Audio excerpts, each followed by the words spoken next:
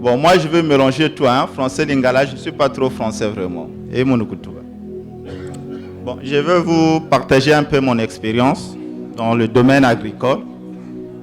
J'ai commencé en 2005, très jeune, depuis ma tendre jeunesse jusqu'à ce jour. Je connais seulement ce qu'on appelle l'agriculture. Et l'agriculture, parfois je me pose la question au niveau du gouvernement quand on dit que ministre de l'agriculture et de l'élevage. L'élevage, c'est l'agriculture.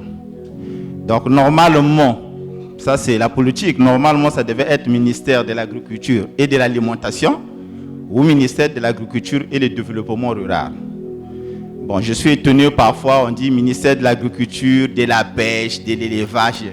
Donc, moi, j'ai dit, bon, c'est eux qui ont étudié, hein, les Kalaka. Nous, les pauvres paysans, qu'est-ce qu'on peut dire? Donc, on assume seulement. Donc, par exemple, nous avons le ministère du développement rural. Nous avons le secteur du développement rural qui est inclus au ministère de l'Intérieur. Mais je n'ai jamais vu une activité du ministère de l'Intérieur concernant le développement rural. Normalement, dans le développement rural, il y a deux activités. Il y a l'agriculture qui domine chez nous, plus l'artisanat. Donc ça devait être lié au petit ministère de l'Agriculture ou aux petites et moyennes entreprises. Malheureusement, on amène ça au ministère de l'Intérieur. Bon. Là-bas, ils sont plus concentrés pour les élections. Donc nous sommes plus abandonnés. Nous qui travaillons dans le domaine agricole, nous qui sommes dans le milieu rural. Donc ça aussi, c'est tout un problème. Je vous assure, aujourd'hui, nous avons les politiciens. Si on dit que vraiment, est-ce qu'il y a un programme sur le développement rural dans ce pays? Je crois que ça va être difficile pour me répondre. Mais je sais que ça existe parce que j'entends ministère de l'Intérieur, du développement rural, des trucs comme ça et tout. Bon, bref, ça c'est juste une observation. Donc moi, c'est depuis 2005 que je travaille dans des projets agricoles. L'agriculture, c'est comme une vaste océan. Quand je parle d'une vaste océan, quand vous allez au bord de l'océan à Pointe-Noire, il y a des gens qui prennent le bain. Il y a des gens qui sont là pour aller chercher le gaz. Il y a des gens qui sont là pour aller pêcher. Donc l'agriculture, c'est vaste domaine. Il y a l'agroalimentaire, il y a l'élevage, il y a la production végétale. Il y a beaucoup d'activités dans le domaine agricole. Et maintenant, c'est à vous de voir, vous allez vous lancer dans quel genre d'activité. Je vais commencer un peu sur l'élevage. Je n'aimerais pas trop parler un peu de Ecoferme d'Nkamo, mais je souhaite plus partager l'expérience avec vous. Il y a souvent beaucoup de jeunes qui me posent souvent la question. Moi, je souhaite travailler j'ai un projet d'élevage, mais il faut combien pour se lancer dans un projet d'élevage? Par exemple, un projet avicole ou par exemple un projet bovin. Moi, je dis toujours que c'est une question malheureuse. Quand vous voulez vous lancer dans un projet agricole, il faut commencer d'abord avec les moyens que vous avez. Il ne faut jamais commencer votre projet par rapport à vos objectifs. Parce que ça va être difficile de mettre ça en place. Par exemple, votre projet vous coûte 10 millions. Mais si vous n'avez pas des gens qui vont vous aider avec 10 millions, ça va être difficile. Il faut toujours commencer. Moi, par exemple, j'ai 100 000. Avec 100 000, qu'est-ce que je peux faire? Quelqu'un qui a 100 000, il peut lever 10 poules, par exemple. Quelqu'un qui a 1 milliard, il peut lever, par exemple, 1000 poules, par exemple. Donc, par rapport à tes moyens, c'est la même activité qu'il y a avicole, mais ça diffère parce que vous n'avez pas assez de bénéfices, vous n'avez pas assez de production. Donc, il faut toujours commencer comme ça. C'est une façon aussi de se familiariser avec l'activité que vous voulez mener. Et ça, c'est une expérience que j'ai beaucoup travaillé. Par exemple, pour moi-même, sans vous le cacher, je suis, pas peut-être pour être gonflé, je suis parmi les agriculteurs qui voyagent beaucoup. Je suis consultant dans plus de 14 pays. Donc, je voyage beaucoup un peu dans ce domaine-là. Et je vous assure que je n'ai même pas un diplôme universitaire, je n'ai même pas un diplôme scientifique à agronome et tout ça. Mais, merci beaucoup. Mais la réalité, quand j'arrive sur place, les bailleurs, la Banque mondiale, là derrière moi, j'étais consulté par le département d'État américain à Kinshasa. Donc j'étais consulté pour le bassin, pour le projet. Parce qu'il y a beaucoup de pays qui ont déposé des projets pour le financement du bassin du Congo. Mais ils ont pris un pauvre invertébré comme moi pour être consulté. Parce que moi, c'est direct, c'est la réalité. Donc, je n'ai pas de mots scientifiques et tout, je dis ce qui se passe et tout ça. Donc, c'est pour cela que je suis souvent beaucoup sollicité. Donc, je reviens à exemple pour l'élevage. Le plus grand problème avec l'élevage, dans un projet d'élevage, c'est l'alimentation. Quand vous maîtrisez l'alimentation, vous maîtrisez le projet d'élevage. Par exemple, moi, je veux faire l'élevage, je peux prendre l'exemple de l'élevage de porc. Il faut d'abord vous renseigner quelle est la consommation d'un porc par jour. Par exemple, la consommation d'un porc par jour, c'est 1,5 kg. C'est 1,5 kg. Si on prend le prix au kilo, la moyenne, ça fait combien? 400. Si on prend le demi, ça fait 600 francs CFA. Tu dis, bon, est-ce que moi, je peux avoir 600 francs chaque jour pour nourrir mon animal? Oui. Tu prends. Est-ce que si c'est 5, c'est 3000 francs. Est-ce que chaque jour, je peux avoir 3000 francs? Oui, tu prends 5 porcs. Est-ce que si on prend exemple 10, c'est comme ça. Si tu trouves que non, toi tu t'arrêtes qu'à 3000 francs, arrête-toi avec 5. Ne continue pas parce que ça va te ramener beaucoup de problèmes. Donc, à 70% sur un projet d'élevage, à 70% c'est le budget. C'est le budget de l'alimentation. Et quand vous maîtrisez l'alimentation, c'est vraiment très super. Et aussi, nous avons un problème. L'environnement des affaires concernant l'agriculture au Congo, c'est vraiment très difficile. Comme disait le ministre, il ne faut pas compter sur quelqu'un. Il ne faut pas dire aussi à quelqu'un, non, les gens ne m'aident pas et tout ça. Il faut déjà savoir que le Congo, l'agriculture, ce n'est pas une priorité. C'est vrai que les politiques disent que priorité des priorités, mais moi, je vous assure que depuis 2005 que j'ai commencé à me lancer dans des projets. Là, j'ai même des stagiaires italiens qui ont quitté de l'Europe, qui sont venus chez moi pour venir se familiariser avec l'agriculture paysanne africaine. Je reçois des gens. Et depuis 2005 jusqu'à aujourd'hui, le seul bailleur, que ce soit la banque, que ce soit que j'ai reçu, c'est le FIGA. Ils sont là, ils sont venus me visiter, ils sont passés même la nuit dans ma ferme. Et je remercie beaucoup les 2 directeurs qui sont là. Donc, tu vois, ils sont je vous assure que depuis 2005, mais si vous arrivez chez moi, ils ont vu ce que j'ai. J'ai tout ce qu'on appelle la petite mécanisation agricole. Je vous assure que ce n'est pas un fonds qui vient de quelque part. Mais j'ai traversé des situations difficiles. Par exemple, pendant le Covid, moi, je peux dire que j'étais le plus grand producteur de l'élevage de poules en semi-liberté. Parce que aussi au Congo, nous avons un problème, surtout avec nos amis souvent de la diaspora aussi. Et quand ils arrivent pour se lancer dans un projet, par exemple, d'élevage, ils veulent amener les techniques qui se passent au niveau de l'Europe. Vous allez voir, il y a quelqu'un qui va essayer de se lancer dans une ferme, il va faire le système comme en Europe, les balances et tout ça. D'abord, on n'a pas de compétences sur ça. Ça, c'est déjà un problème. Nous avons des problèmes comme l'électricité et tout. Mais moi, mon élevage, c'était quoi? En semi-liberté. Donc, j'ai clôturé 2 hectares en bambou, seulement en bambou. J'ai même un ami ici qui est venu chez moi, je ne sais pas si c'est dans la salle, donc pour venir voir ça. Donc, 1 hectare en bambou, avec des poulaillers que j'avais construits seulement en bambou, parce que les gens oublient, quand vous prenez le bambou est plus dur que la majorité de bois. Le bambou, si vous prenez le bambou, traitement naturel, vous prenez votre bambou, vous mettez ça dans l'eau, pendant, comment on appelle ça, 3 mois, après, vous mettez le bambou là au soleil, le bambou là peut atteindre jusqu'à 50 ans.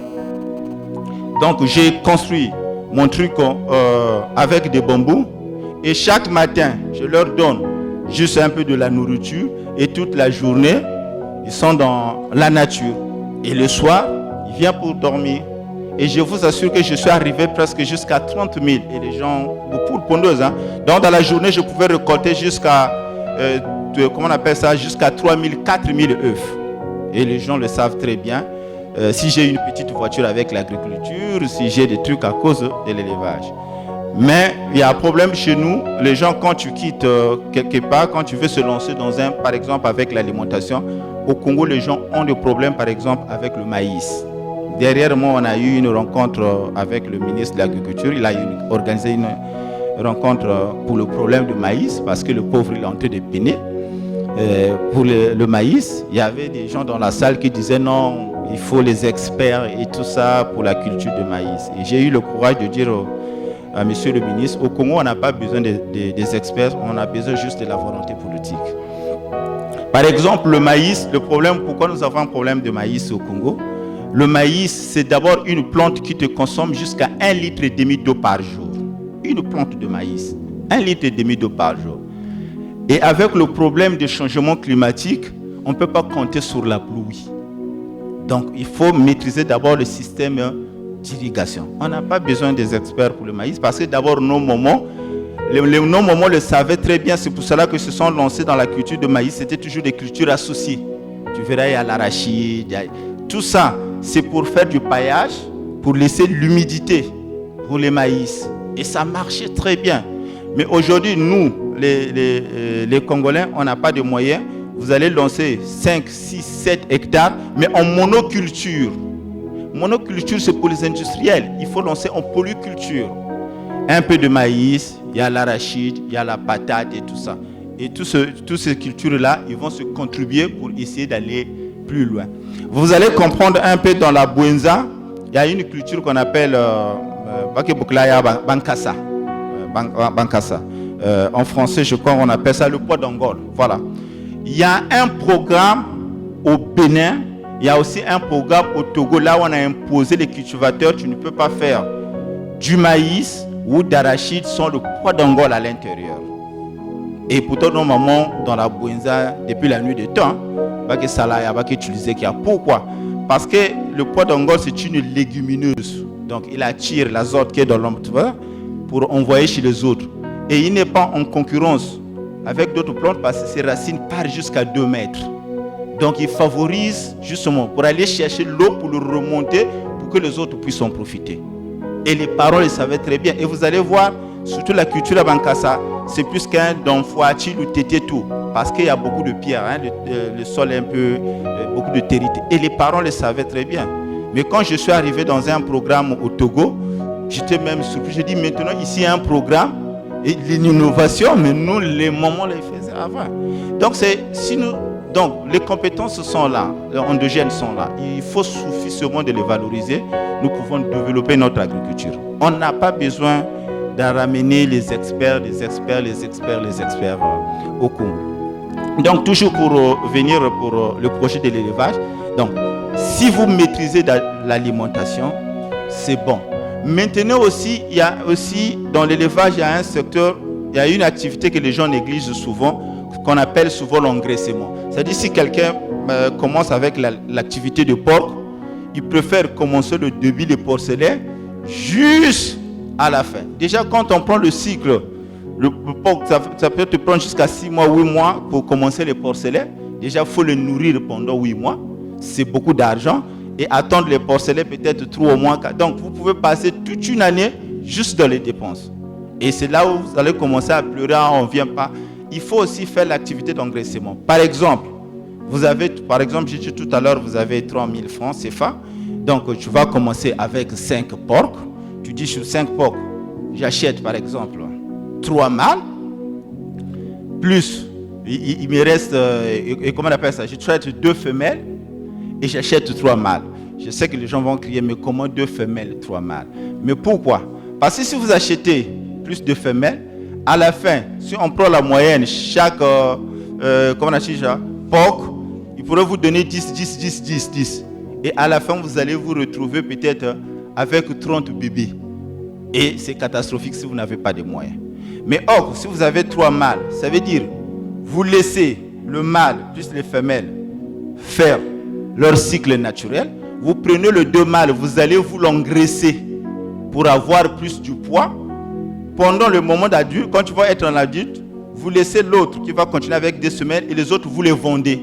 Ça vous donne des moyens de continuer avec les autres. Voilà. Donc, c'est des choses qui sont tellement simples. Parce que quand votre porc, si vous avez votre budget, votre porc est bien nourri, chaque jour, il atteint 600 grammes. Donc, je peux dire demi-kilo. Donc, voyez. Donc, en 4 jours, vous avez déjà, 2 kilos. Oui. Donc, si vous engraissez votre porc jusqu'à 6 mois ou 5 mois, vous pouvez retrouver avec plus de 100 et quelques kilos. Donc si je prends le kilo, en gros c'est vendu à 2000, 2500. Si je prends seulement 2000, à 100 vous avez déjà 200 000 francs CFA. Dans le porc on n'achète absolument rien. Et petit à petit. Mais si vous commencez, moi je visite beaucoup de fermes où tu arrives, vous avez 30 porcs, mais le gars, il est en train de rationner l'aliment parce qu'il n'a pas assez de moyens. Et vous allez voir que les porcs sont dans un état maigreur. Or, il faut toujours penser à l'engraissement. Et même pour les poules aussi, c'est comme ça. Vous avez vos poussins, vous avez les mâles, engraissez directement les mâles, vous pouvez le mettre sur le marché et à tout moment, ça va contribuer pour que vous continuiez avec les autres. Donc, le secret, un peu pour aller loin avec l'élevage, c'est maîtriser l'alimentation et maîtriser aussi ce que je dis un peu de l'engraissement. Rufai Kinanga, pardon de vous arrêter. Je voudrais qu'on amorce, en fait, qu'on pique l'exemple de Serge Ngouakamabé tout à l'heure pour faire intervenir déjà dans la salle ceux qui voudraient bien comprendre, vous poser des questions ou enrichir. Donc, on ouvre déjà les discussions. Moi, je vous rejoins. Mais je l'ai dit tout à l'heure, je suis déjà un vieux. Je suis en 82 et je crois que ça fait 19 ans. Donc quand je commence, j'étais très jeune. Je crois que je peux avoir 21 ans ou 22 ans. Quand j'ai commencé, j'étais très jeune.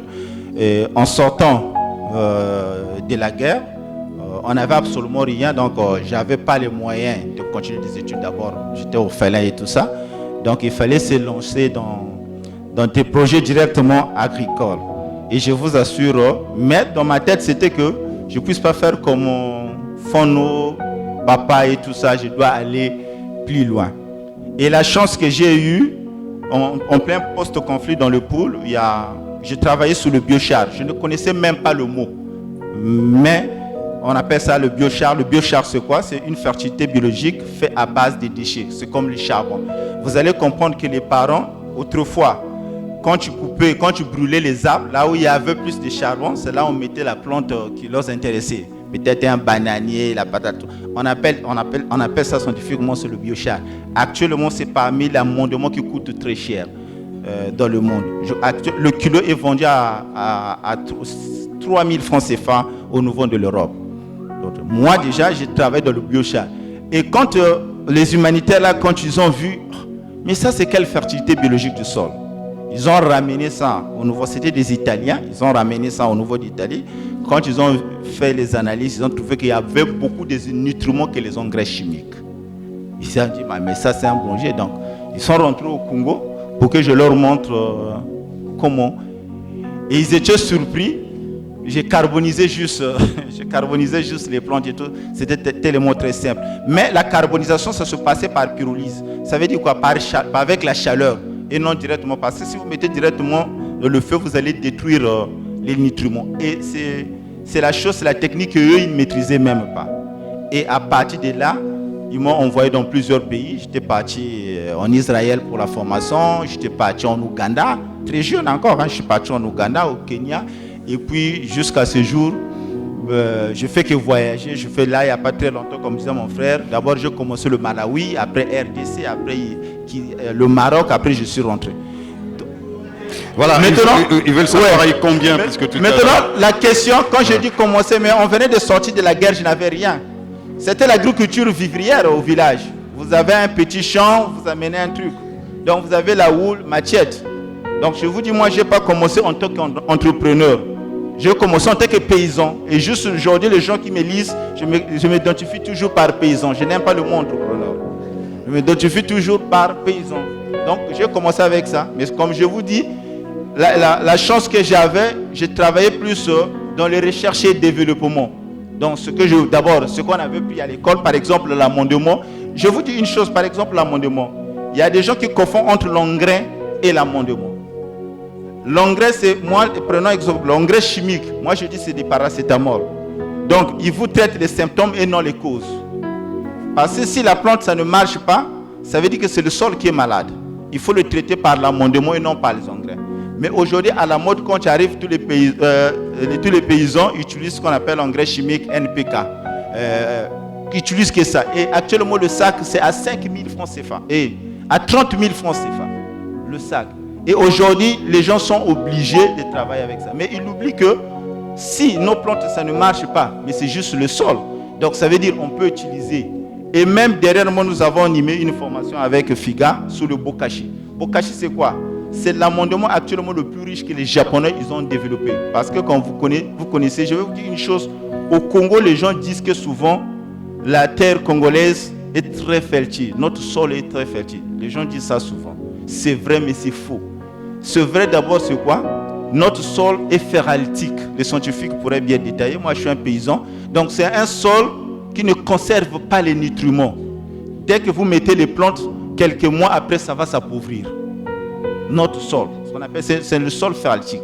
Donc, si vous voulez maintenir le sol, c'est pour ça que l'école, on était en train d'apprendre avec la jachère. Il faut le laisser en repos. Mais aujourd'hui, c'est difficile qu'on respecte la jachère. Donc, il faut faire les apports extérieurs. Donc, si vous voulez lancer dans la production végétale, commencez par maîtriser la fertilité biologique du sol. C'est-à-dire qu'il y a beaucoup de choses dans la nature que nous pouvons valoriser pour produire de l'engrais. Alors, Rufin, nous avons une culture, on va dire, bureaucratique. Vous le savez mieux que moi, la plupart des jeunes au Congo, surtout à Brazzaville, rêvent de la fonction publique.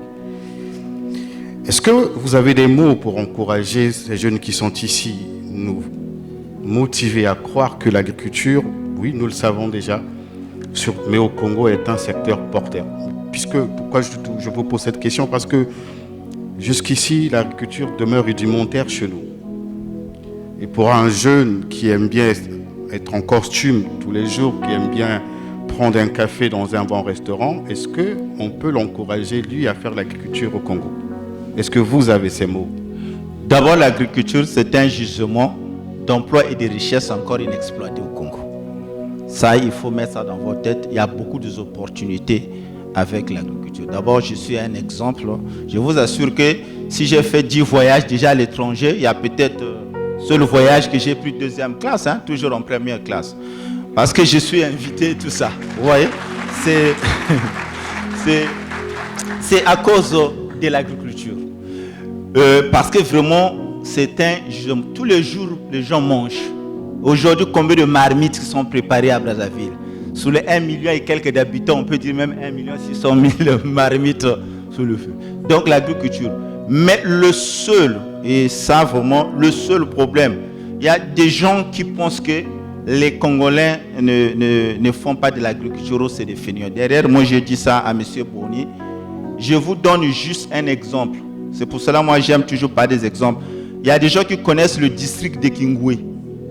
Dans le district de Kingwe, 1 kilo de bœuf, de vache est vendu à 1500 francs CFA. Ça traîne là-bas. Vous allez trouver, il y a des jeux à Kingwe qui peuvent avoir juste un chaptel. Je dis bien juste un chaptel de 30, 40, 50, parfois jusqu'à 100 bœufs. Mais il n'y a pas un moyen de transport jusqu'à Brazzaville à cause du péage. C'est à peu près combien d'heures de Kingwe-Brazzaville? 1h30 De Kingwe, bon, s'il y avait des pistes agricoles en passant par Kindamba, c'est quelque chose de 2 heures. Mais là, il faut passer par Moyondi. Vous voyez?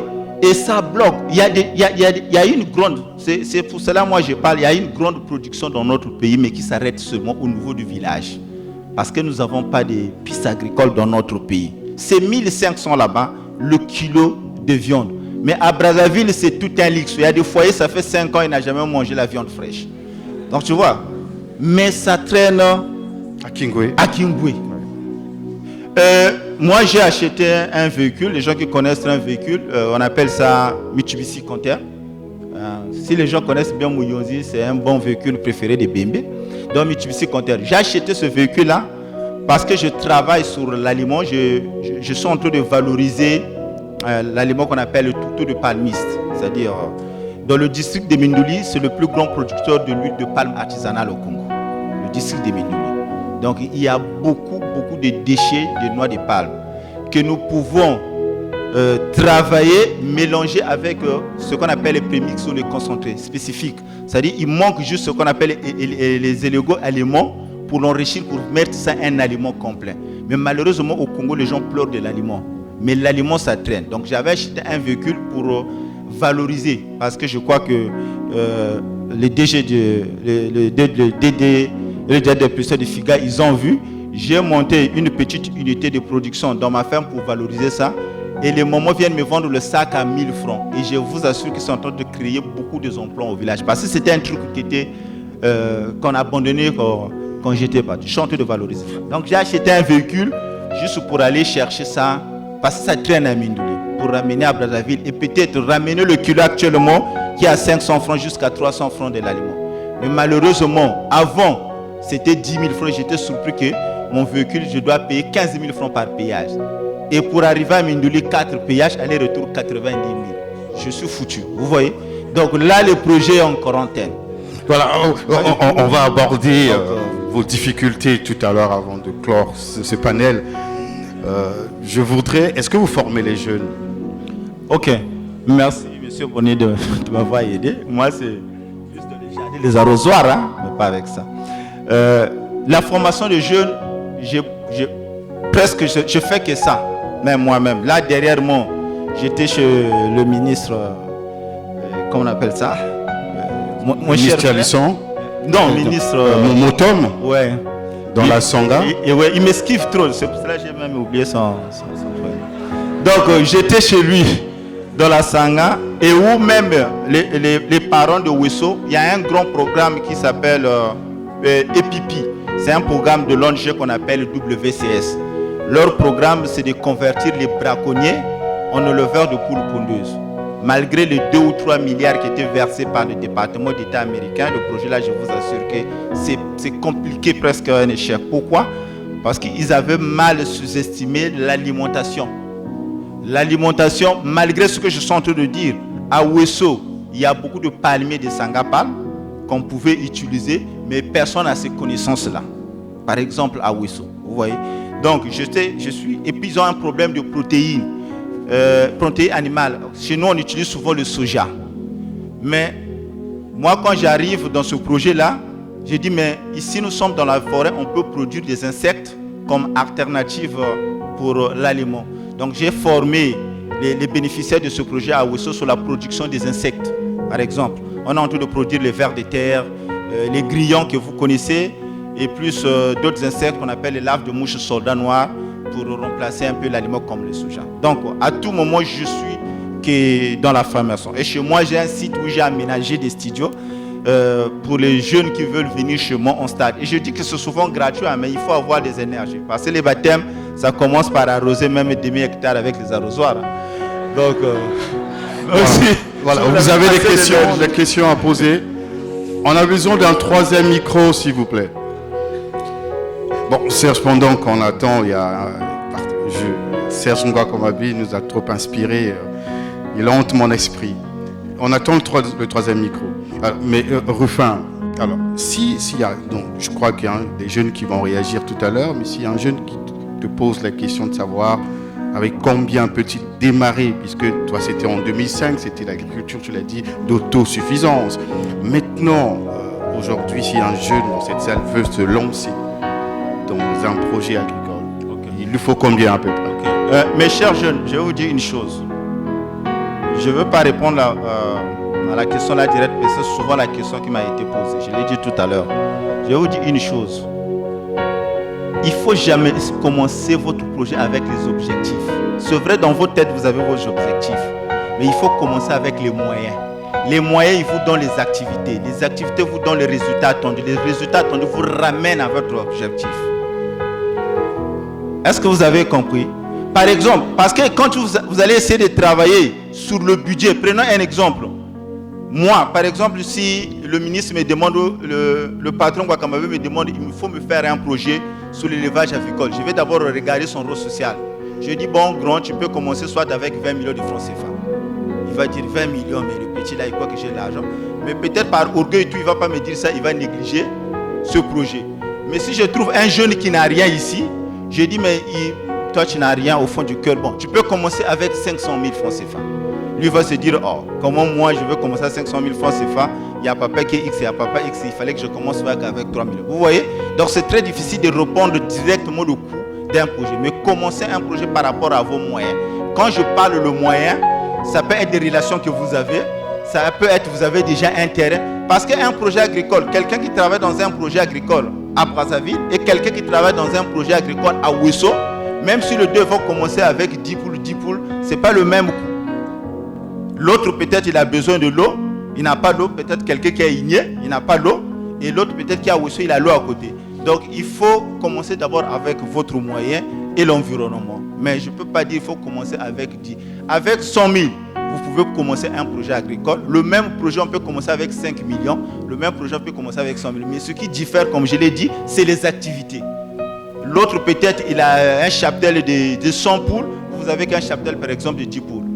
Mais le dominateur commun, c'est un projet d'élevage avicole. Donc, c'est ça. Voilà, merci. Nous allons prendre la réaction de Serge Ngouakamabé. Je crois que certainement, il a trouvé un secteur à exploiter. Merci Rufin pour ton bel exposé. Je te tutoie parce que je te connais. Merci mon cher. On t'entend dire que tu as acheté un véhicule, tu as un petit centre de formation, tu as investi dans ceci. On voit bien que rien qu'en te regardant, tu gagnes ton argent dignement. Les jeunes aiment les chiffres pour honorer leurs rêves.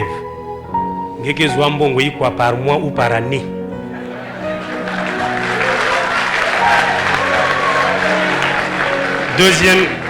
Deuxième question.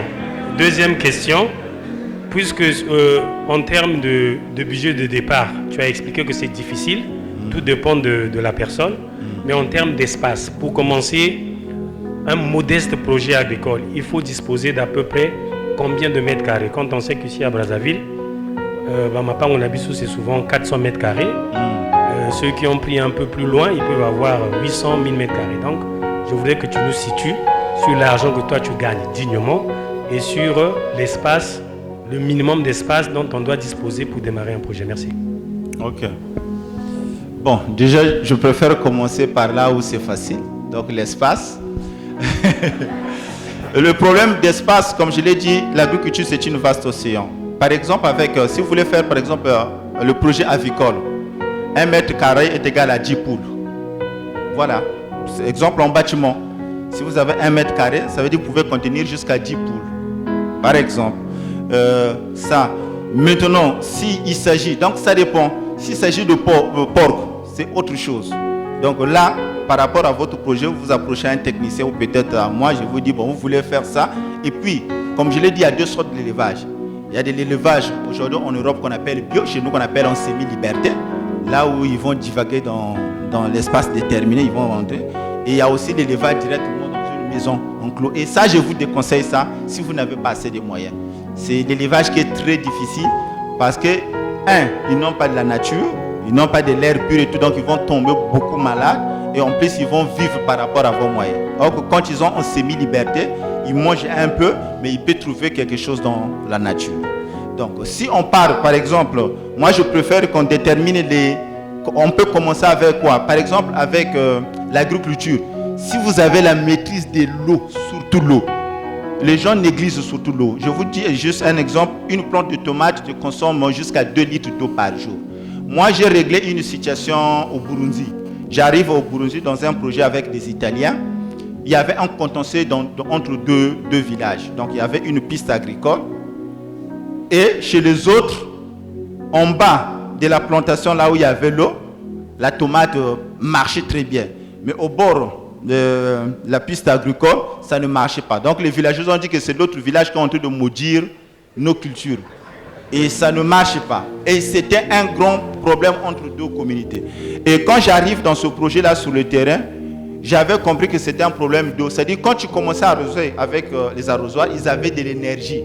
Donc ils donnaient beaucoup d'eau quand tu commençais. Mais à la fin, ils étaient déjà fatigués, donc ils mettaient juste un petit peu. Je dis non, il s'agit seulement d'un problème d'eau. Quand vous commencez l'arrosage, il faut commencer par le haut. Et parce que quand vous avez de l'énergie, c'est là où vous devez grimper ce montagne. Comme c'est là-bas les terrasses des montagnes. Et quand vous n'avez plus de l'énergie, c'est là où vous allez commencer les cultures qui sont. Et je suis sûr qu'en 2 mois, ça a changé. Donc j'avais réglé cette situation-là. Donc pour revenir, c'est pour cela que je n'ai pas parlé de moi. J'ai dit si vous voulez commencer avec un projet végétal, maîtrisez d'abord l'eau. Et maîtriser d'abord l'engrais, c'est-à-dire ce que j'ai dit, la fertilité biologique du sol. Et les chiffres maintenant. Les chiffres, ouais. C'est pour ça que vous savez. Non, je reviens encore. Vous savez, quand on prend les institutions comme l'ONU, il y a beaucoup des institutions au sein de l'ONU qui parlent que de l'agriculture. C'est pour se dire que il y a la FAO, il y a et tout. Vous allez voir, il y a des banques agricoles. Pour venir avec les chiffres, avec 100 000 francs, comme je disais, on peut faire n'importe quelle activité. Oui, mais agricole. Serge Ngouakomabi voudrait savoir combien vous Pour gagnez. moi, Oui, ouais, pour moi, c'est facile. Bon, déjà dans les consultations, parce que je travaille 2 fois. Vous mais pensez je qu'il ne reviens. veut pas nous dire la vérité? Il ne veut pas parler des chiffres? Non, je reviens. Déjà, je dois partager parce qu'on a parlé des véhicules et tout ça. C'est pas pour dire que tout je gagne ça dans la production végétale. Donc, je travaille 2 fois. Pour les consultations, je vous assure que dans le mois, si j'arrive à faire 1 million, donc je n'ai pas bien gagné. Ça, je parle de la consultation parce que je travaille au niveau international. Déjà, je suis payé. Je suis payé par rapport au SMIC international. La journée, c'est payé à comment on appelle ça? Je veux parler en francs CFA. C'est à 150 000 francs CFA. Quand vous travaillez à l'international. Donc, si j'ai 1 mois, je gagne plus que ça. Maintenant, au niveau local. Au niveau local, chez nous, c'est comme la météo. Ça dépend de marge. Quand on paye bien les fonctionnaires et tout, donc, si je prends la moyenne, chaque mois, je peux gagner, au niveau local, chaque mois, je peux gagner jusqu'à 1 500 000, 2 millions. Je dis bien. Mais malgré nous avons un problème, surtout on est en baisse, c'est difficile de travailler dans un compte d'exploitation provisionnelle au niveau de l'agriculture. Parce que si le grand frère m'a posé la question, lui, il sait le nombre de clients. Mais nous, on a un problème du marché. Parce que l'agriculture, il faut penser d'abord au marché. Quand on arrive sur le marché, c'est difficile de faire un compte d'exploitation parce que c'est le client qui fixe ton prix parce qu'ils savent qu'on n'a pas un système de transformation, on n'a pas un système de conservation. Par exemple, dans mon compte d'exploitation provisionnelle, j'ai dit que je veux vendre la tomate à 10 000 francs CFA, le kilo. Juste un exemple.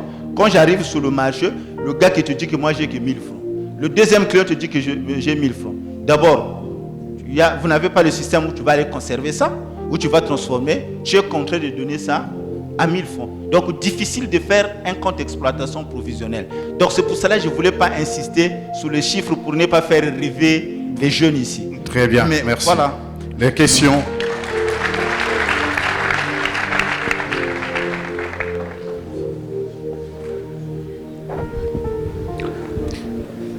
Bonjour à tous. Je suis Monsieur Dorian Baki. Ruffin, bonjour. Bonjour l'assistance. Est-ce qu'on peut vous voir, patron. s'il vous plaît? On voudrait quand même. Oui. Désolé de vous. D'accord, ça marche. S'il te plaît. Oui. Ruffin, c'est la partie transformation des noix de palme en engrais, en complément alimentaire qui m'intéresse. Pour s'investir dans ce domaine, vu qu'en amont, tel que tu l'as dit, tu as déjà une organisation où tu as la possibilité d'avoir des fournisseurs qui peuvent t'emmener les noix. Alors, s'il est question d'investir dans ce domaine-là, quel est le conseil que tu peux nous apporter? Merci. Bon, là, on parle de la nutrition animale. D'abord, quand on donne quelque chose à le problème, quand nous travaillons sur l'alimentation, nous ne savons pas ce que je suis en train de donner, ça va apporter quoi sur l'animal. Aujourd'hui, il y a des gens qui se cassent la tête, par exemple, pour le maïs. Mais ils ne se posent pas la question pourquoi on donne les maïs chez nos animaux. Si on donne les maïs chez nos animaux, c'est juste pour les calories, ou ce qu'on appelle l'énergie. Or, nous avons des produits. Voilà les 3 produits là où il y a plus de calories. La première, c'est le maïs. Le deuxième, c'est le blé. Le troisième, le manioc. Ça veut dire que le manioc, c'est l'alternative pour le maïs. Donc, si vous n'avez pas le maïs, vous pouvez utiliser le manioc. Mais juste savoir comment l'utiliser. C'est ça. Là, je reviens à votre question. Le projet de la valorisation, moi je parle ça de la valorisation des ressources locales en nutrition animale. C'est un bon projet, très favorable dans notre pays. Mais le problème, ça se trouve d'abord au niveau du transport. Et 2 aussi, les jeunes entrepreneurs, ils ont tellement de cours en ligne avec YouTube et tout ça. Quand tu vas lui parler, voilà l'aliment, ça va apporter ça. Lui, s'en fout, il préfère prendre des cours. Là, on lui parle de blé. Mais je vous assure que nous avons beaucoup de choses dans notre pays. Il y a beaucoup de gens qui souffrent de l'alimentation. Moi, je n'ai même pas de problème avec l'alimentation. J'ai monté une petite unité chez moi. Donc, pour revenir à votre question, avec ce projet-là, si vous avez un budget, juste pour un broyeur, vous avez un budget de 2 millions, vous pouvez créer une petite unité qui pourrait vous produire jusqu'à 2 tonnes par heure. sur valorisation sur les totaux de palmistes. Ça ne demande pas de moi, c'est juste la machine qui va broyer. Et même, je parle au ministre Monton, vous pouvez monter ça par exemple dans la Sanga, il n'y a aucune une petite unité pour la transformation de totaux. Les parents souffrent là-bas, mais les noix, ça traîne dans la forêt de Sangapar. Voilà, mais je tiens à vous rappeler que le ministre Motom est promoteur de coupe de cacao. C'est une initiative qu'il porte depuis plusieurs années, qui est à la fois culturelle, aussi entrepreneuriale. Je tenais juste à le préciser. On va prendre 3 questions pour boucler ce panel. Il y a déjà quelqu'un qui détient le micro? Merci beaucoup. J'allais simplement me renseigner parce que je suis en plein projet, mais permettez que je puisse m'exprimer en Kitouba. Betke na projet, bet lancé en tant que base étudiant en fin de formation, on est à la faculté de droit. Bet me créé collectivité na ami à mon camarade betke na yanvana na faculté de sciences.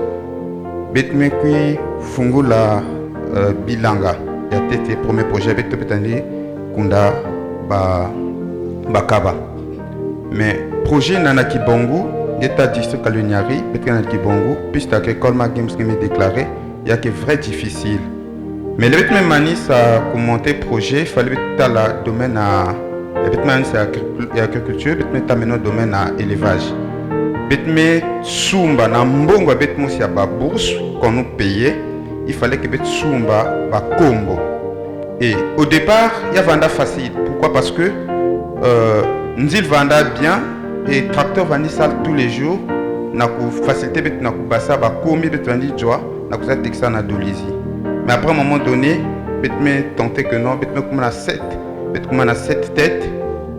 Après 7, 10, 10 après 15. Je me vendre pour la période de Covid-19. Mais quoi Tête, il y a un combo. Oui, mais tu as dit que ça n'a pas période de Tabaski. Soyez bref, hein, posez la question. Dans la période de Tabaski. Mais depuis lors, il fallait mettre côté dans le financement.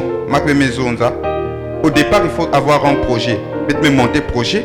Mais pour demander un financement, je pense que nous sommes à 3 ou 4 déjà. Il y a des demandes. Mais que tu n'as jamais opportunité de saisir. Et l'autre méthode dialogue peut-être qu'on pourrait saisir notre chance. Mais peut-être qu'il y a des activités. Peut-être les nationaux, il y a que Simba. Mais il y a un problème. Il y a un élevage à Beto. Comme il y a bois malade, il y a déjà dans le domaine élevage, il y a conseillé pour que Beto subsiste, garder 7 têtes pour que Mbassi, Nambas Beto aussi, Beto a des opportunités pour que Beto soit millionnaire. Merci. Bon, je vais directement répondre à la question. À propos d'abord à Babayor, tout à l'heure j'ai eu des difficultés dans les chiffres. Parce que les gens confondent. Dans l'agriculture, c'est pour cela qu'il y a des banques spécifiques, les banques agricoles. Parce que les banques avec que quota avec tous les jours. Il faut que tu peut-être 3 mois, après l'argent rentre. Donc c'est très difficile. Et même, aujourd'hui, le plus grand budget de l'Union européenne, ce qu'on appelle la PAC, la politique agricole commune, 40%, hein, le plus grand budget de l'Union européenne, quand vous voyez l'Union européenne, son plus grand budget, c'est des projets agricoles. Ce n'est pas même pas la sécurité. Ce n'est même pas la technologie, c'est des projets agricoles. Parce qu'ils savent que l'agriculture, c'est vraiment très difficile. Mais comme je l'ai dit tout à l'heure, c'est écrit à l'agriculture qui est ici. Travailler par rapport à nos moyens. Si on travaille par rapport à nos moyens, on a moyens qui est l'agriculture qui est. Maintenant, à propos de la maladie, ça c'est très bon. À propos de la maladie, c'est vraiment simple. Ça, peut-être tu pourrais prendre mes contacts, tu pourrais t'envoyer des traitements. La nature qui est soignée que plus que le vétérinaire. Je vous donne un exemple. Moi, j'arrive... il y avait une situation, actuellement ça fait bientôt 4 ans qu'on voulait qu'on ait en Éthiopie. Donc il y a un problème. Maintenant, après Covid, ils avaient eu un problème, il y a une maladie, il y a un cheptel. Parce que l'Éthiopie, c'est le plus grand producteur de la viande en Afrique. Aujourd'hui, c'est la première puissance agricole en Afrique. C'est l'Éthiopie, le Kenya et plus la Côte d'Ivoire. Bon, quand on parle de la Côte d'Ivoire, c'est la grande culture. Cacao, café. Mais quand on prend ce maraîchage, vraiment les Ivoiriens sont pauvres en ça.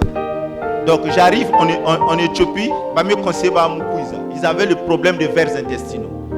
Mais ils étaient surpris, ils avaient traité vers intestinaux. il y a des boulou, n'aba serve qu'à papaye. Mais qui traité ba verre qui manis balamos.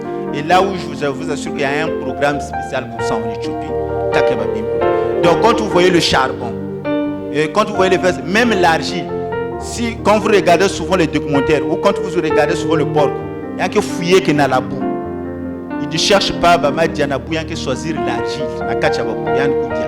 C'est vraiment, quand vous mélangez souvent la masse c'est vraiment un antibiotique pour la prévention.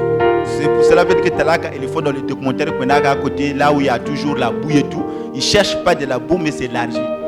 Et quand on va prendre, pour finir peut-être pour ta question, vous allez voir chez le Westaf, quand elle est enceinte, elle mange beaucoup de la terre. C'est de l'argile, ça traite beaucoup de maladies. Déjà avec l'argile, avec le truc de papaye, le sucre, on peut traiter beaucoup de maladies. Là, je pourrais t'envoyer les listes des choses. Voilà, merci. On va prendre les 2 dernières questions. Désolé, nous ne pourrons pas satisfaire tout le monde. Vous aurez le temps de rencontrer Rufin Kilanga après cet exposé. Après, à l'extérieur surtout, pour continuer, poursuivre la discussion avec lui. Allez-y, monsieur. Bonjour, monsieur. Bonjour, papa. Bonheur les battes. Oui, je voulais revenir sur l'élevage que vous avez parlé. J'ai dû passer mon stage à Torah, la société agricole à Manianga. J'ai pu acheter 20 pondeuses que j'ai ramenées chez moi. Maintenant, je ne suis pas expert dans ça. Vous avez parlé tout à l'heure, vous avez dit que acheter avec le nombre que vous pourrez. Mais moi je suis à 20. Oui, je ne suis pas expert dans ça, mais comment faire sur ces 20 pondeuses? Merci. Bon, Votre voisin a besoin de micro. Qui d'autre a demandé le micro à côté? Ok. Vous pouvez répondre à la question. Déjà, surtout surtout avec l'élevage, il faut toujours prendre le temps de se renseigner la race. Aujourd'hui, si on parle des poules, il y a plus de 600 et quelques races certifiées. Il y a des races qui sont là, les races d'ornement. C'est-à-dire le blanc, il a créé ça pour que ça puisse orner sa parcelle. C'est comme aujourd'hui, les gens parlent souvent de trucs là qui ont des plumes là. Le nom Michel, les Brahmas. Les Brahmas, c'est un truc pour ornement. D'abord, quand il s'agit d'une race pure, il fait 2 ans pour commencer à pondre. Or, normalement, la poule normale, c'est 4 mois, 6 mois, il commence à pondre. Et la poule, aujourd'hui, il te pond jusqu'à 250, 300 œufs par année. Mais le Brahma, il n'arrive même pas à 50. Donc, vous voyez, donc quand vous achetez, d'abord, il faut se renseigner la race. Il y a des races industrielles, comme on appelle les Isabrois. C'est très difficile que nous ayons un élevage à béto, avec l'élevage en semi-liberté. Donc, il faut commencer. Si je te pose la question, quelle est la race de poule que vous avez acheté, ça c'est très difficile de me répondre à cette question-là. Donc il faut d'abord, il y a des races paysannes qui peuvent bien s'adapter avec notre nourriture. Donc la race en question, elle va consommer la nourriture que toi tu consommes parce que la poule c'est déjà, elle est omnivore, donc elle mange tout. Et ça c'est déjà la première des choses. Si vous maîtrisez déjà de la race, ça veut dire que le problème sur 10 poules, une poule normale, hein, ça consomme entre 100 et 150 grammes par jour. La moyenne, je peux prendre 120 grammes. Ça veut dire à 10 jours, ça veut dire 10 par jour vont consommer 1,5 kg. Donc je peux ramener la moyenne à peu près 500 francs à 10 poules. L'aliment. Donc vous devez avoir un budget entre 500 et 600 francs par jour pour le ramener. C'est pour cela que je posais la question, c'est quelle race? Pour le ramener jusqu'à 6 mois, il commence à pondre des œufs et puis là tu commences à vendre. Donc les poules, 10 poules, un budget à 600 francs CFA. Si vous avez la capacité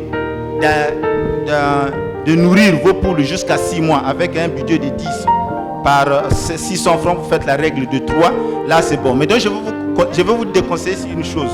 Les poulets de chair, je vous assure que même mes ennemis, je ne peux pas leur déconseiller ça. Leur conseiller ça, les poulets de chair. Je vois derrière moi le projet ZAB du ministère de l'Agriculture, ils ont vendu le poulet à 2500 sur le marché. Comment on appelle ça? Des grosses poules à 2500. Au fond du mois, j'ai pleuré. J'ai dit, bon, ça c'est des entrepreneurs, après le financement du ministère de l'Agriculture, ils vont souffrir. Parce que les gens oublient, quand on achète une poule sur le marché, on écrit toujours poids 11, poids 12, poids 13. Vous savez pourquoi? Si c'est un poids 11, ça veut dire que c'est 1 kg 100 grammes. Si c'est un poids 12, ça veut dire que 1 kg 200. Et ce qui est difficile dans notre pays, les poules là que nous mangeons, c'est des poules qui sont en fin de ponte. C'est-à-dire qu'ils ont fini en Europe là-bas, parce que ça, on ne le mange pas en Europe. Je vous assure que même nos parents, moi j'ai fait quand même l'Europe, même nos parents qui sont en Europe, c'est difficile qu'ils te mangent le poulet que nous mangeons. C'est à partir de 7 et 8 euros, le poulet que nous mangeons. Donc vous voyez, donc si vous vendez le poulet à 2500, je vous prends seulement la moyenne. Pour produire un vrai poulet de chair dans notre pays, il faut préparer le budget entre 2000 et 2500. Parce que vous achetez le poussin à 600 francs CFA. L'alimentation, il va consommer jusqu'à 4 kilos pendant les 45 jours. Si je ramène le kilo à 500 francs, ça nous donne déjà 2000 francs. Et si l'achat, quand on prend les vétérinaires et tout ça, vous dépassez presque 2500. Et le poulet là, vous allez le vendre à 2500. Votre activité est déficitaire, sauf si vous avez d'autres financements. Normalement, un bon poulet de chair, ça doit être vendu entre 3500 et 4000 pour gagner. Donc, je vous déconseille l'élevage de poulet de chair parce qu'aujourd'hui, on est en concurrence. C'est pour cela même, les gens aujourd'hui parlent de la Côte d'Ivoire. La Côte d'Ivoire, il a interdit pour essayer de laisser les agriculteurs locaux. Il y a le Burkina Faso, le Rwanda, beaucoup de pays, le Sénégal qui sont interdits. Mais nous, avec des poulets qui sont en fait de ponte, qui sont jetés en Europe, qu'on nous envoie ici, vous ne pouvez pas être en concurrence avec nous qui produisons, par exemple, ramener la poule à 45 jours avec 2500 francs. C'est impossible de vendre à 2500. Donc j'ai dit chez la personne qui gère le projet des arbres, j'ai dit que ça c'est un don. Voilà. Et ça c'est très difficile pour pérenniser cette activité. Merci beaucoup. Nous allons prendre la dernière question. Est-ce qu'on a une question, la dernière? Oui, il y a la question. J'ai une question là. Oui, allez-y, une dernière question. Excusez-moi, cher jeune. Vous savez que... Allez droit au but. Oui, je vais. Ouais. La question sur l'agriculture.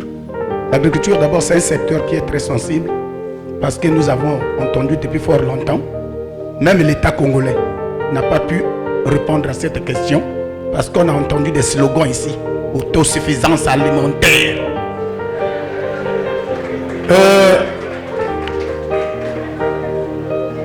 Ma question est celle-ci, parce que quand on parle de l'agriculture, moi personnellement, je pratique aussi l'agriculture. Souvent quand on parle là, je pense que vous êtes plus sur le maraîchage. Il faut être clair. Parce que ça demande beaucoup de patience pour nous qui font, parce que je suis un Batéké, je pratique mon agriculture au village où on appelle MP. Là-bas, c'est la culture du manioc. C'est la culture du manioc. Ici, en réalité, au lieu de rentrer dans les poulets, les quoi, il fallait d'abord donner la motivation à ces jeunes. Comment vous avez eu cette inspiration? C'est quand vous avez vu votre mère, vos parents décédés, vous avez dit non, il me faut... Vous nous ramenez en arrière. Non, pas en arrière, c'est une question qui n'était pas abordée. Je dois poser cette question. Si, la question. Parce que nous sommes sur la motivation de ces jeunes-là. La question a été posée. C'est une génération sacrifiée. On doit parler. Posez votre question. Voilà, monsieur le modérateur, laissez-moi le temps de parler. Posez votre question. Allez-y.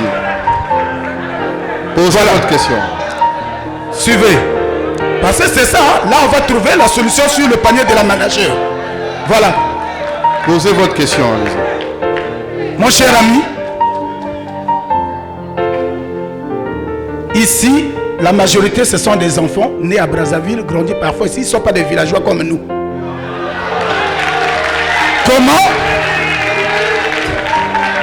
Excusez-moi, pardon, parce qu'il n'y a plus du temps. Puisque à chaque fois quand j'entends parler de déguerpis, il y a un problème des espaces. Là, après le savoir, les conseillers sur ça, ils vont chercher à les mettre en pratique. Mais tous les espaces qu'on est en train de déguerpir là, les maisons, on les attribue pas aux jeunes. Comment ils vont faire? Et je pose ma question. De quelle agriculture voulez-vous conseiller à ces jeunes pour qu'ils puissent rapidement avoir les ressources pour développer? Point barre.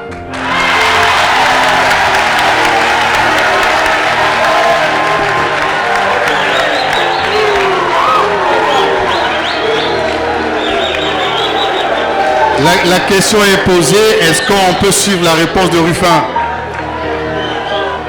Voilà, Ruffin. Allez-y.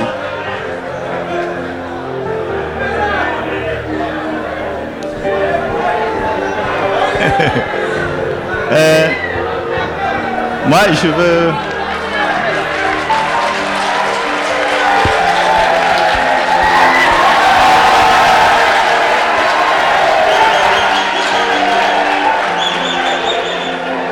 Voilà.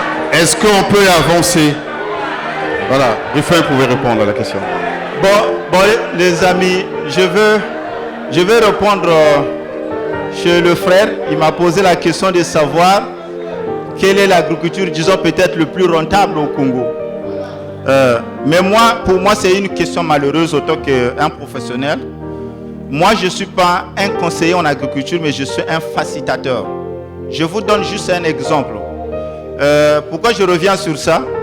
La personne qui est, parce que le Congo est vaste, la personne qui est à Yé et le frère qui est peut-être qui a un terrain vers Mindoulou, vers les canaux, je veux pas leur, comment on appelle ça, je veux pas leur conseiller de faire la même culture. Donc la culture, l'agriculture, ça dépend de l'environnement là où vous êtes. Ça dépend aussi du marché que vous visez. Ça c'est déjà un problème. Lui il a parlé par exemple de la culture du manioc. Le Congo produit, selon la FAO, parce que le Congo n'a pas toujours les statistiques, le Congo produit 1,5 million tonnes de manioc par année. Le Congo produit. Ça veut dire que nous faisons une grande production de manioc. Mais quand vous allez au village, si vous conseillez quelqu'un de faire le manioc, il va te dire que c'est une culture pauvre. Pourquoi? Les gens oublient que le manioc, il n'y a pas une culture qu'au Congo qu'on peut transformer en plusieurs dérivés. C'est une mine d'or. Avec le manioc, moi j'ai formé au Bas-Congo le méthanol, c'est-à-dire la combustion pour le pétrole pour remplacer dans les lampes tempêtes avec le manioc. Donc avec le manioc, on peut faire colle arabique. Avec le manioc, on peut faire du pain panifiable, on peut faire de la farine panifiable, on peut faire beaucoup de choses. Donc mon cher frère, moi je ne peux pas conseiller de faire telle culture. Moi je suis un facilitateur par rapport à votre environnement. Je vous, dans l'environnement là où vous êtes, voilà telle culture que vous pouvez faire. Ça c'est la première question. À propos de l'argent, je reviens encore ici. Il ne faut pas envoyer les gens ici directement à la morgue pour aller se suicider. L'agriculture, ce n'est pas... Quand vous commencez le projet d'agriculture, il ne faut pas commencer ça parce que vous allez gagner de l'argent. Il faut d'abord la passion. La passion doit vous animer. Aujourd'hui, tout à l'heure, vous avez dit, même l'État congolais n'arrive pas à développer l'agriculture. Je ne veux pas peut-être parler de notre ministre actuel. Voilà, exemple, le ministre actuel de l'agriculture. C'est quelqu'un qui est sur le terrain, c'est quelqu'un qui est beaucoup motivé. Mais c'est sûr que le gros, il a compris que ça, c'est quelque chose, il ne faut même pas s'agiter. Parce que là, il a compris. Parce que l'agriculture... Oui. Ruffin, vous allez conclure aussi. Non, je finis. Parce que dans l'agriculture, parce que l'agriculture, il y a beaucoup des alinéas. Hein? Donc, il y a aussi un problème aussi de climat. Vous pouvez mener à bien votre projet, mais à la fin, le climat vous dérange. Avec l'agriculture, c'est la nature. Donc moi, je n'aimerais pas faire rêver des gens ici pour dire que si vous voulez être riche, il faut faire de l'agriculture. Non. Faites l'agriculture d'abord avec passion. Vous allez se familiariser dans ce domaine-là et vous allez vous retrouver comme moi. Mais si vous êtes directement animé par l'argent pour faire l'agriculture, je vous assure que ça va être compliqué. Et beaucoup de jeunes vont abandonner. Voilà, nous sommes arrivés à la fin de ce panel avec Ruffin Kinanga. Je crois qu'on n'a plus le temps de prendre, puisqu'on a un dernier panel sur le dernier panel de la journée. Voilà, donc merci à Ruffin, merci à tous ceux qui ont participé à ce panel d'une manière ou d'une autre. Vous avez certainement un dernier mot avant que j'invite ici le chef de cabinet du directeur général de la jeunesse. Le dernier mot, allez-y. Non, là-bas. Ok. Bon, je crois que je vous remercie beaucoup pour cet échange. L'agriculture, c'est passionné. Pour moi, je me dis que je suis resté encore avec Mbikana Soif Mounou, parce qu'on n'a rien dit ici presque. Mais mes chers jeunes, je vous conseille, je répète encore, le domaine agricole, activité agricole, comme je l'ai dit, c'est une vaste océan. C'est tellement rentable. Mais le problème, il faut commencer d'abord avec la passion et les moyens que vous avez. Mais il ne faut pas trop rêver que non, je dois faire l'agriculture pour gagner vite. Sinon, ça va être difficile parce que l'agriculture, c'est parfois, c'est l'environnement qui décide, le climat. Là, je vous donne un exemple. Dans ma zone, là où je travaille, jusqu'à aujourd'hui, on n'a pas eu de pluie. Vous voyez? Jusqu'à aujourd'hui, on n'a pas eu de pluie. Donc, faites l'agriculture, mais par rapport à vos moyens. Mais il faut aller par passion. Merci beaucoup, Rifa.